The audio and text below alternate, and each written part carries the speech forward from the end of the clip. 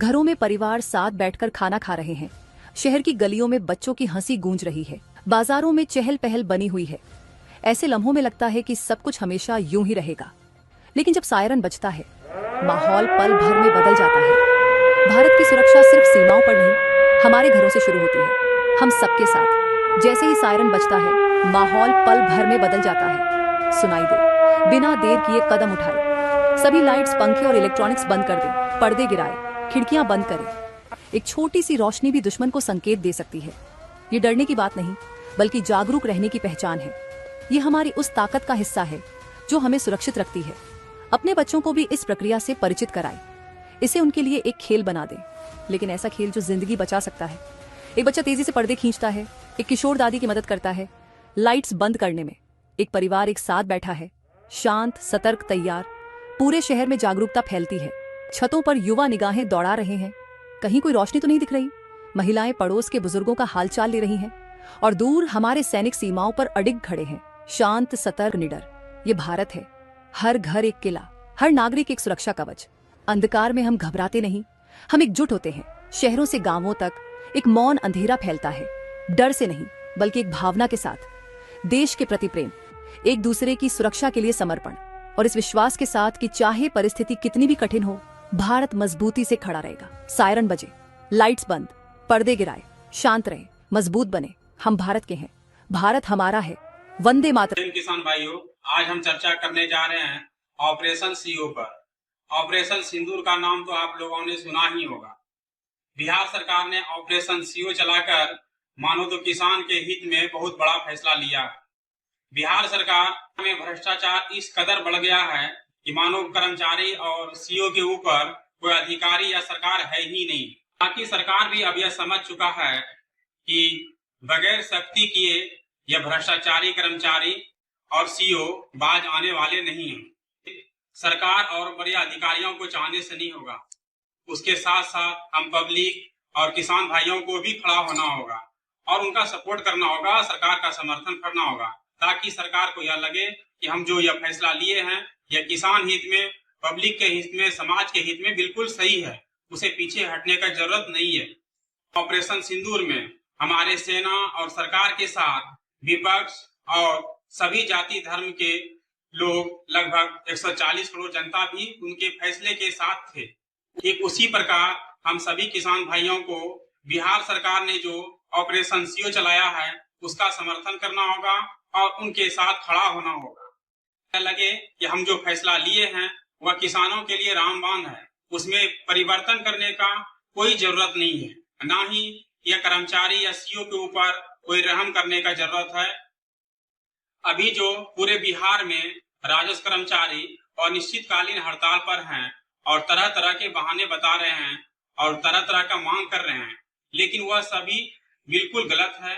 हकीकत बात तो उनका कुछ और ही है। हकीकत बात यह है कि सरकार ने अब ऐसा सा सिस्टम लॉन्च किया है जिससे कर्मचारी और सीओ के ऊपर पूरी तरह से मनमानी पर रोक लग रहा है। आपको एक एक करके हम गिनाते हैं। पहला नंबर तो सरकार ने कर्मचारी और सीओ के तहत जो काम होता था वह सारा काम उसे छीनकर सीएससी को प्राधिकृत कर दिया है। दूसरा, एक भी पब्लिक अंचल कार्यालय जाने का जरूरत नहीं है और ना ही कर्मचारी या सीओ से बुला करके परेशान कर सकता है। तीसरा नंबर, इससे भ्रष्टाचार खत्म तो नहीं होगा लेकिन कम जरूर हो सकता है। इसके अलावा सरकार ने एक नया पोर्टल लॉन्च किया है, जन शिकायत। इसमें कोई भी किसान आसानी से किसी भी कर्मचारी या सीओ का वह शिकायत कर सकता है सीएससी के माध्यम से।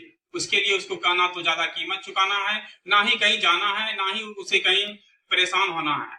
तो यह करने के बाद उसका सारा पोल खुल जाएगा। दूसरा यह भी है लोक शिकायत निवारण।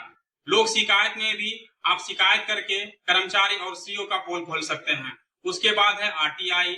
उसके अलावा है कि सभी कर्मचारी को अपने हलका में ड्यूटी करने का। जब कर्मचारी अपने अपने हलका में काम करेंगे तो वह किसानों के साथ मनमानी नहीं कर सकते हैं। लेकिन अभी क्या है, सभी लोग अंचल कार्यालय में बैठे हैं और वहां से मनमानी कर। इसके बाद वह कोई भी प्राइवेट मुंशी नहीं रह सकते। अभी तक सभी कर्मचारी के पास एक या दो मुंशी था, जो कि यह लोग अपना मौज मस्ती करते थे, गुटखा दिन भर चबाते थे, मोबाइल देखते थे और मुंशी से काम कराते थे बगैर पैसे दिए हुए। और सबसे अंतिम जो बता रहे हैं वह है सोशल मीडिया। सोशल मीडिया आने से क्या हुआ कि कोई भी कर्मचारी या सीईओ सरकार के नजर से बच नहीं सकता है। दूसरा, सोशल मीडिया के माध्यम से सरकार किसान को जागरूक कर रहा है, पब्लिक को बता रहा है कि उसका क्या फॉर्मूला है, काम करने का तौर तरीका क्या है, वह कर्मचारी या किसी दलाल के चंगुल में फंसे या फंसने का जरूरत है या नहीं। तो इससे उसका सारा पोल खुल रहा है, जो अभी तक वो बेवकूफ बना करके किसानों को लुटा करते थे। तो इन सभी कारणों से वह भयभीत होकर के वह सभी कर्मचारी एक साथ अपना हड़ताल पर गए हैं। वह जो कह रहे हैं कि हमारे जिला में स्थानांतरण करें, यह सब बेकार की बातें हैं, फिजूल की बातें हैं। हकीकत बात यह है कि आप कोई भी गलत गतिविधि करता है तो सरकार के नजर से बच नहीं सकते। अभी तक क्या था कि सरकार की नजर उस पर पड़ता नहीं था। उसका कारण था कि पब्लिक सरकार तक अपनी बातें रख नहीं पाता। इधर जो अधिकारी को आवेदन देता था वह अधिकारी दबा करके रख दिया करता था, इसलिए इसके मनमानी पर रोक नहीं लगता था। लेकिन चूंकि अब सरकार ने ऐसा सिस्टम लॉन्च किया है कि एक भी कर्मचारी या भ्रष्टाचारी सीईओ हो या कर्मचारी हो, वह सरकार के नजर से बच नहीं सकते, और नजर से जब बचेंगे नहीं तो उस पर कार्रवाई तो होगा ही। और इसका हम आपको सबूत के साथ बताते हैं। आइए कैसे सब बेशरम कर्मचारी और सीईओ है, जिसका हम एक एक कर पोल खोलते हैं और बताते हैं कि यह लोग जानबूझ करके हड़ताल पर गए हैं ताकि यह सिस्टम सरकार का सफल ना हो और यह पूरा सिस्टम फिर हम लोग के पास आप पुनः आ जाए, जिससे हम लोग का मनमानी चलता रहे। तो देख सकते हैं दोस्तों, यह है बिहार के सबसे बेशरम कर्मचारी राकेश कुमार भारती। यह फिलहाल सुल्तानगंज अंचल में पदस्थापित हैं। सुल्तानगंज अंचल के धांधी बिलारी पंचायत में या धांधी बिलारी हल्का इसको मिला है, उसी में ये पदस्थापित हैं। यह इतना बेशरम कर्मचारी है, इससे ज्यादा बेशरम कर्मचारी तो आपको पूरे बिहार में नहीं मिल सकता। आइए चलते हैं, अब इसके किए गए कामों को आप लोग को दिखाता, एक एक पोल खोल करके आप लोग को दिखाते हैं ये कितना बेशरम और कमीना कर्मचारी है, जो किसानों को बार बार बेवजह परेशान करते हैं और खुद से काम नहीं करके ये दूसरे से काम करवाते हैं, मुंशी रखते हैं और उससे ये काम करवाते हैं और किसान को पूरा परेशान करते हैं। आइए देखते हैं इसके बारे में, इसके कारनामों के बारे में बताते हैं। देख सकते हैं दोस्तों, जैसा कि भागलपुर जिला अंचल सुल्तानगंज में आवेदन किया था, इसका आवेदन संख्या इतना है।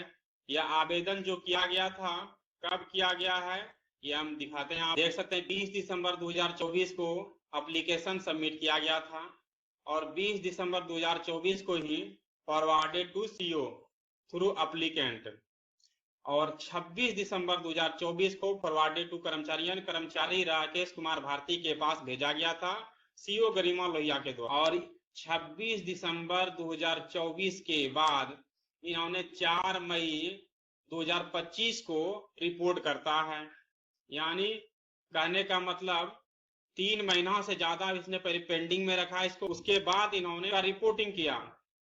रिपोर्ट में देखिए क्या लिखते हैं कि पंजी 2 से मिलान किया, सही नहीं पाया, सुधार के पश्चात परिमार्जन की स्वीकृति दी जा सकती है। अब बताइए, इसने लिख लिया कि पंजी 2 से मिलान किया, सही नहीं पाया। अब क्या सही नहीं पाया, क्या गलत पाया, ये कौन लिखेगा इसमें? इसका घर वाला तो लिखने नहीं आएगा, ये तो इसी को लिखना पड़ेगा यहाँ पर ना। इसने क्यों नहीं लिखा कि इसमें क्या मिलान हुआ और क्या मिलान नहीं है, कुछ भी इसमें स्पष्ट नहीं लिखा गया। इसने गोल मटोल रिपोर्ट कर। उसके बाद देखिए कि क्या रफ्तार पकड़ा है इसने। 3 महीना पेंडिंग में रखने के बाद 4 मई को ही सारा कार्यक्रम इसका कर दिया गया एक दूसरे के द्वारा। उसी दिन आरओ को फॉरवर्डेड करता है, आरओ यहाँ पर कोई है नहीं इसलिए ऑटोमेटिक हो जाता है। उसके बाद 4 मई को सीईओ रिपोर्ट करता है कि आवेदन में अपेक्षित सुधार करते हुए पुनः आवेदन करें। यह सीईओ रवि कुमार के द्वारा किया गया, इसको वापस किया गया। वो वापस इसलिए हुआ है कि यहाँ पर यह सीईओ रवि कुमार जो है यह भी इतना भ्रष्टाचारी है कि आपको पूरे बिहार में इससे ज्यादा भ्रष्टाचारी सीईओ नहीं मिलेगा। क्योंकि इसमें जो अप्लाई किए गया है, जो भी दस्तावेज इसके साथ देकर के अप्लाई किया गया, अभी हम सबको दिखाते हैं आपको। और इसमें ऐसा कोई भी दस्तावेज नहीं है जिसमें की कमी बता सकता है। सारे दस्तावेज को लगा करके इसमें अप्लाई किया गया के बावजूद भी जारी को लौटाने के बाद सीईओ ने भी उसको नजरअंदाज कर दिया और उसको वापस कर दिया। जबकि पोर्टल पर पीडीएफ तो सबको दिखता होगा, ऐसा तो नहीं कि सीईओ को नहीं दिखता कि इसमें क्या पेपर है। और ऐसा सब इसमें पेपर लगा हुआ, एक भी पेपर नहीं है, ना ही कमी कर्मचारी या सीईओ को बता। लेकिन यह सब क्या भ्रष्टाचारी सीओ रवि कुमार के बदौलत हो रहा है? ऐसा भ्रष्टाचारी यहाँ पर सीओ बैठा हुआ है, जिसके कारण ये कर्मचारी सब अपना मनमानी करते हैं। आइए अब इसका आगे एक एक करके हम सबसे पहले आपको बता दें कि इसके आपको ये भी बता दें कि किसान ने तंग आकर के इसका शिकायत लोक शिकायत निवारण पदाधिकारी के यहाँ किया गया, क्योंकि इसने बहुत गंभीर तरीके से इसको गलत किया है। इसमें लौटाने के लायक था नहीं है, उसके बावजूद लौटाया गया और उसमें भी इसमें 3 से 4 महीना इसको पेंडिंग रखा गया, उसके बाद इसको लौटाया गया। इससे इससे नाखुश होकर किसान ने इस भ्रष्ट कर्मचारी भ्रष्ट सीओ के खिलाफ लोक शिकायत में वाद दायर किया गया है। इसमें एक आवेदन भी दिया गया, ये आवेदन भी लिख करके दिया गया अनुमंडलीय लोक शिकायत निवारण पदाधिकारी भागलपुर को परिमार्जन के लिए दिए गए आवेदन को सही रिपोर्ट नहीं करने एवं जानबूझकर लौटाने के संबंध में लिखा है कि मैंने परिमार्जन के लिए सुल्तानगंज अंचल में आवेदन दिया था, जिसका आवेदन संख्या इतना था, जिसे 20/12/2024 को अप्लाई किया था, जिसे 26/12/2024 को ही सीओ गरिमा लोहिया के द्वारा कर्मचारी राकेश कुमार भारती को जांच के लिए भेजा गया था। लेकिन कर्मचारी ने पहले 4 महीना के लगभग पेंडिंग में रखा, उसके बाद 4/5/2025 को रिपोर्ट किया, जिसमें कुछ भी स्पष्ट नहीं बताया गया है, जो कि बहुत ही अशोभनीय कार्य को दर्शाता है। और यही वजह है कि बिहार सरकार के द्वारा मासिक जारी किया गया रैंकिंग में ना तो भागलपुर जिला को सम्मानित रैंक मिल पाता है और ना ही सुल्तानगंज अंचल को कोई अता पता चल पाता। दोस्तों बता दें कि इस बार जो अप्रैल महीना का रैंकिंग जारी किया गया, भागलपुर को 28वां रैंक मिला है और सुल्तानगंज अंचल का तो कुछ अता पता ही। जबकि हालांकि एक बात जरूर है कि भागलपुर के डीएम डॉक्टर नवल किशोर चौधरी ने समीक्षा बैठक कर सभी को कहा गया था कि जो भी कार्य हो भागलपुर जिला को 1 से 5 तक के श्रेणी में रहना चाहिए। इस हिसाब से इसको देखते हुए सभी को काम करना है, लेकिन इन लोग पर कोई असर नहीं हुआ, इसका कोई प्रभाव नहीं पड़ता है डीएम के आदेश का, और इसने 28वां रैंक उसको दिलाया। ये तो शुक्र है कि पूरे बिहार में मात्र 38 जिला है तो 28वां मिला।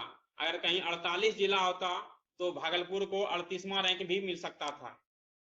खैर जो भी है, तो इस तरह से घटिया कार्य करने के वजह से इन लोग का रैंकिंग में कोई सुधार नहीं हो रहा है। देखिए किसान का जब ये काम नहीं हो रहा था, नेट पर नहीं चढ़ रहा था, तब उसने क्या किया, एक एप्लीकेशन फॉर इंफॉर्मेशन या रजिस्टर्ड 2 का इंफॉर्मेशन दिया जाता है अंचल के द्वारा। कोई भी किसान वह ले सकता है जिसका रसीद नहीं कटता है या रसीद नहीं मिल रहा है, तो वहां से इंफॉर्मेशन लेके यह जानकारी पता किया जाता है कि आपका जो रजिस्टर 2 है वह सही सलामत वहाँ ऑफिस में है कि नहीं है, आपका नाम दर्ज है कि नहीं, रसीद कट सकता है कि नहीं। इसी के लिए इन्होंने आवेदन किया था। तो आवेदन जो किया था ये देख लिए राकेश जी लिखा हुआ है, के आर मतलब कर्मचारी, राकेश कर्मचारी को ये चला गया था। अब इसने जो रिपोर्ट करके दिया है, आइए अब हम उसका बेशरम कर्मचारी का रिपोर्ट दिखाते हैं। देखिए यह उस बेशरम कर्मचारी राकेश कुमार भारती के द्वारा दिया गया रिपोर्ट में, या बेशरम कर्मचारी कहना तो गलत होगा, ये इसको भ्रष्टाचारी बोल सकते हैं। यह भ्रष्टाचारी जो है लिखा है, महाशय अंकित जमीन का जमाबंदी श्रीमती विनीता देवी पति आनंद कुमार साकिन लखनपुर हालवास रामपुर रजौनबाका के नाम से कायम है, जो मौजा धांधी बेलारी थाना संख्या 199 जमाबंदी संख्या 2669 खाता 179 खेसरा 510 रकबा 2.3046 डिसमल है, जिसका दाखिल खारिज केस नंबर 423/2018-19 है। आमद जमाबंदी संख्या 2605 से लाया गया है, जिसका 2018-19 तक लगान वसूल है। रसीद संख्या इतना है, यह 14/8/2018 को यह रिपोर्ट बना करके दिया गया है। ये बेशरम कर्मचारी राकेश कुमार भारती, यहाँ पर देख सकते हैं इस कर्मचारी का यहाँ पर साइन भी है। देखिए इस भ्रष्टाचारी का यहाँ पर साइन है। इस बेशरम कर्मचारी ने खुद यह रिपोर्ट बना करके दिया है। ये 14/8/2018 को यह पहले ले लिया गया था इसलिए क्योंकि पता था कि इसने ऐसा हरकत करेगा, क्योंकि इसका ऐसा नया कोई केस नहीं है। यह हर किसान के साथ ऐसा ही करता है, जिससे इसे चढ़ावा मिलता है या मुंशी के थ्रू इसको चढ़ावा जब मिलता है तो उसका काम ही करते हैं, और जिसका नहीं मिलता है उसको रोक दिया जाता है। तो ये ऐसा ही एक किसान का नहीं, कई किसान के साथ ऐसा करते हैं। इसलिए अप्लाई करने से पहले इससे यह लिया गया था, और यह रिपोर्ट जो है यह एक सबूत हो गया कि इसका जो जमाबंदी है वो अंचल में सही सलामत है और इसका रसीद भी कटा हुआ है, इसमें कहीं कोई त्रुटि नहीं है। हाँ, सरकार ने जो ये नया नियम लागू किया था कंप्यूटराइजेशन का, डिजिटाइजेशन का, तो डिजिटाइजेशन करने में ये छूट गया है, यह नेट पर नहीं चढ़ा था। इसको चढ़ाने के लिए बहुत प्रयास किया लेकिन इसका हुआ नहीं, तो इसको पहले सलाह दिया गया कि इसको ये इंफॉर्मेशन स्लिप वहां से लिया। तो देख लीजिए, ये अंचल कार्यालय सुल्तानगंज का ही मोहर लगा हुआ है, प्रमाणित प्रतिलिपि लिखा गया है अगवी लेखापाल के।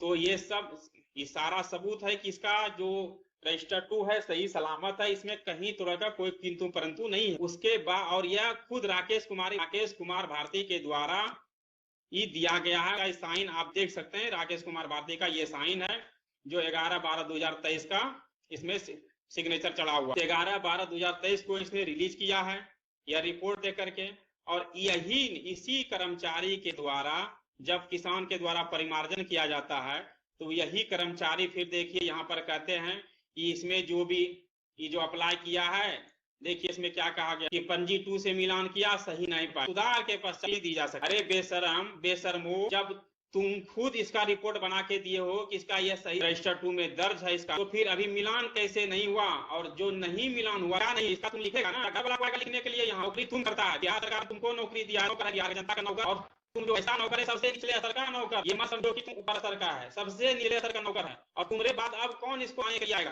कौन इस पर लिखेगा? ये स्पष्ट होता है कि या तो ये जानबूझकर ऐसा लिखा गया है, या फिर यह डोंगल जो होता है कर्मचारी को डोंगल दिया है सरकार के द्वारा, वह डोंगल जो है या किसी और को दिया है लाने के लिए, और कोई और आदमी इसका डोंगल यूज करता है और उसने दूसरे आदमी ने इसको रिपोर्ट किया है।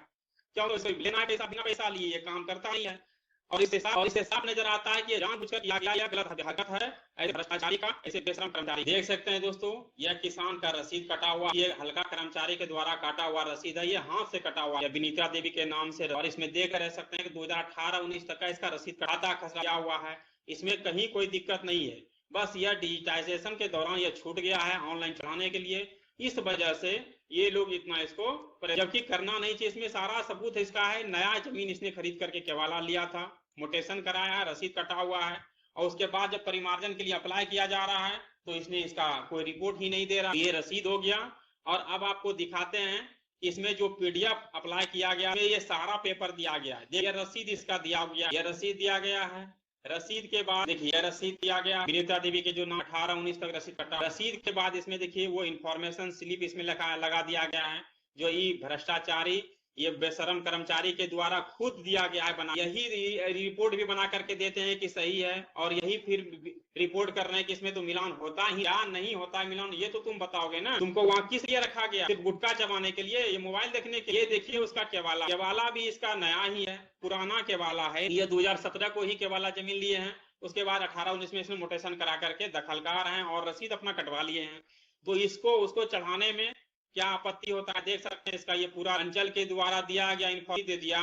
तो अब बताइए कि इसको और कौन सा चाहिए सबूत जो कि इसने इस परिमार्जन को करेगा दिया जाता है। इसमें जितना भी दस्तावेज लगाया गया है, इसके अलावा के पास कोई दस्तावेज नहीं है, और न ही सरकार के द्वारा कोई जारी किया गया है और ना ही किया जा, इसके अलावा कोई सबूत नहीं, क्योंकि सबूत जो भी बनता है सरकार के द्वारा बनाया जाता है, और सरकार जितना सबूत बनाते हैं वो दस्तावेज बनाते ही नहीं है, वो सरकार कैसे मांग किया और लौटा दिया जाता आवेदन। उसके बाद CO भी इसको संज्ञान में नहीं लेते हैं, और उसने जो कहा कर्मचारी ने वही इसने भी कर रहा है, क्योंकि ये तो खुद भ्रष्टाचारी है। ऐसा भ्रष्टाचारी CO तो पूरे बिहार में कहीं होगा। दुर्भाग्य है अजगैबी नाथ धाम का, जो कि ऐसा सब CO कर्मचारी मिला है, जिसके कारण अंचल का रैंकिंग में कोई नाम का पता नहीं। और हमारे DM साहब, अरे प्रिया क्या हुआ? तुम कुछ परेशान लग रही हो। मोहिनी, तुम तो जानती हो मैं अपने माता पिता की इकलौती संतान हूँ, और मेरे रिश्तेदार मेरे पिताजी की जमीन को कब्जियाना चाहते हैं। मैंने सुना है कि सरकार मेरी जमीन ले लेगी। ऐसा कुछ नहीं है, और तुम्हारी जमीन तुमसे कोई नहीं लेगा।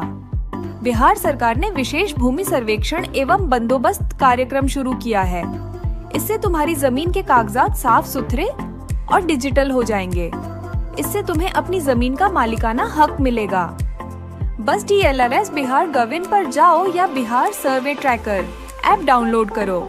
इससे तुम अपनी जमीन की जानकारी प्राप्त कर सकती हो और अपने अधिकारों की रक्षा कर सकती हो। अब मेरी सारी तकलीफें दूर हो गई। धन्यवाद राजस्व एवं भूमि सुधार विभाग।